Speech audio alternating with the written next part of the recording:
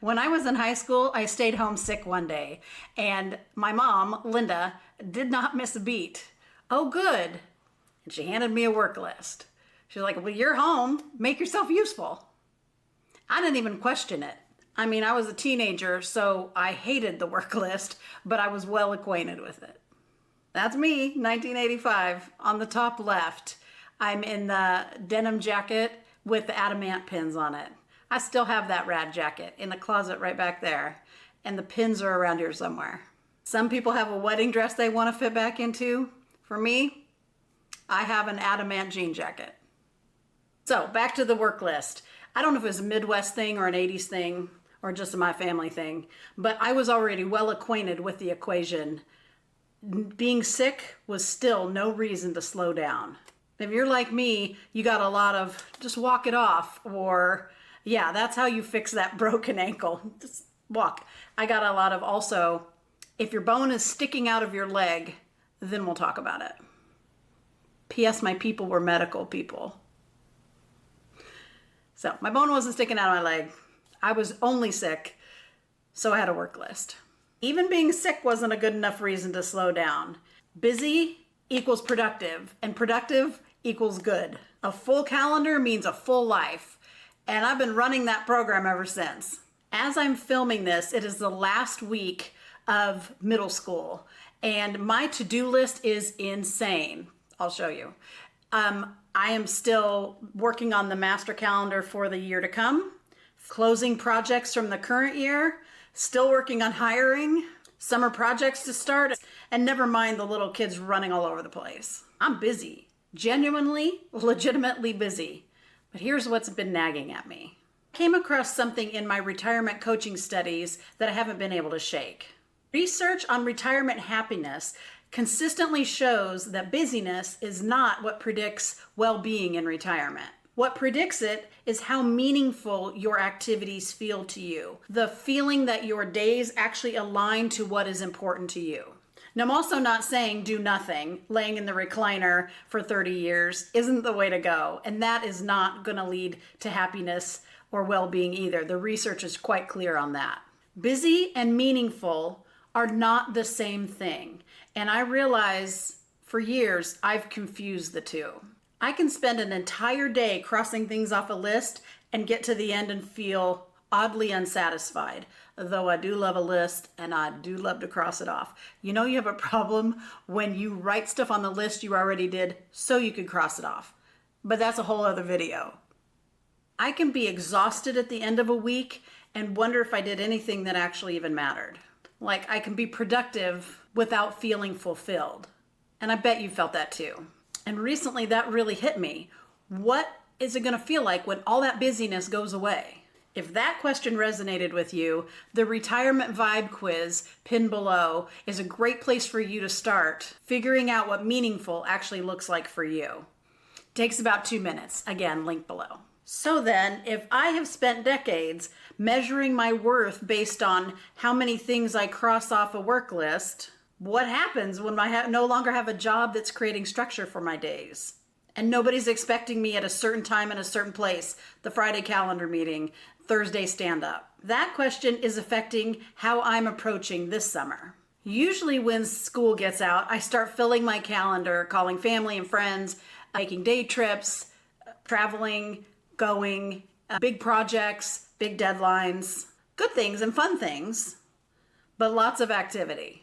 I open my calendar and see all that free space and I start filling it up. But for this summer, I've made a different choice.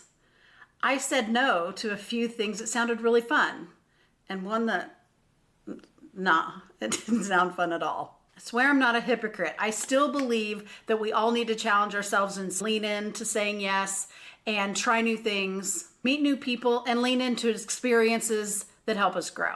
But I'm learning the wisdom of age, that wisdom isn't just knowing when to say yes, but also when to say no. Because every yes takes away from something else, even if that something else is just your peace. Part of the reason I'm doing things differently this summer is because I desperately need some peace, but also because I want to use this summer as a retirement rehearsal. Not the exciting part like the travel and the adventure, but the ordinary parts. I want to see what it feels like to live at a bit of a slower pace, to take walks and not at 5 in the morning, like read a book in the middle of the day. Oh, and speaking of middle of the day, I might even go to Costco, like in middle of the day without all the crowds on a Saturday. I'd like to see what that's like. This is not going to sound relaxing to you, but organizing my house, go room to room and do a clean out, like get rid of a fourth of everything, that'll be awesome. Importantly, spend time preparing healthy meals instead of just grabbing stuff as I run out the door. And maybe even do something for somebody else. What a revelation. And I'm excited to start a creative project with no deadline, no expectation. Just enjoy the creativity. Just something fun. Oh, and I will absolutely be going to see Grogu on the big screen. Vital. So none of that sounds particularly impressive to outsiders, and it is going to lead to some awkward conversations when I first get back to work at the end of the summer. How was your summer? What'd you do? Where'd you go? Nowhere. Costco?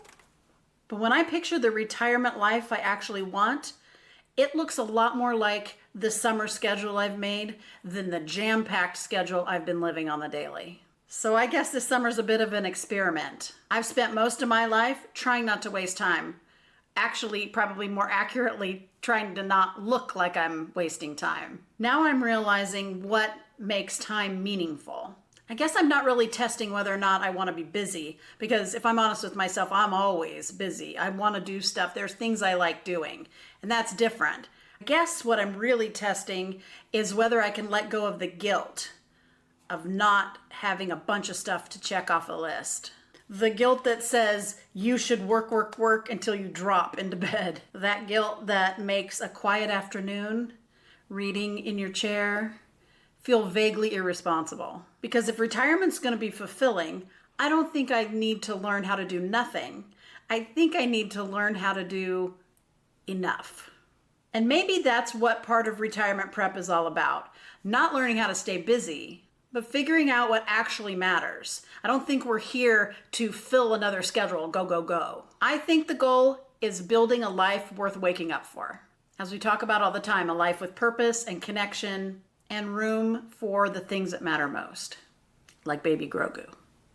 So the closer I get to retirement, the closer I come to understanding that retirement isn't asking us to be busy. Maybe it's asking us to stay intentional. And honestly, for some of us, that's the harder skill to learn. If you're working through this too, subscribe and come along for the ride. I'm figuring this out in real time and I'd love the company. Together, we're building a life we love. This is GenX Missy. Until next time.